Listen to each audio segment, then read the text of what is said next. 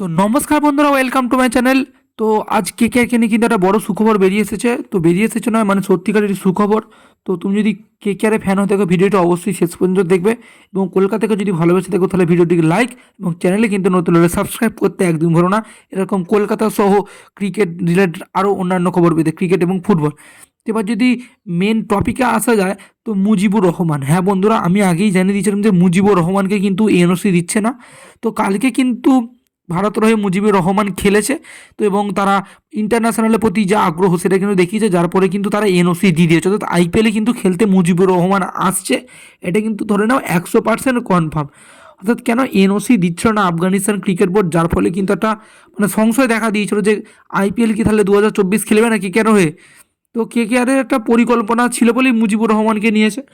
তো আসছে, এটা কেকেআরের জন্য খুবই একটা ভালো খবর। কারণ কেকেআর যদি স্পিন পিচ বানায় তাহলে নারিন, সুয়াস শর্মা, বরুণ চক্রবর্তী এবং আমরা মুজিবুর রহমান, এই চারজনকে কিন্তু একসঙ্গে 16 ওভারে তো স্পিনও দেখে নিতে পারি। এবং মিচেল স্টার্ক হয়তো একা মাত্র ফাস্ট বোলিং থাকলো, ও ব্যাটিংটাকেও তো লম্বা করে দিল।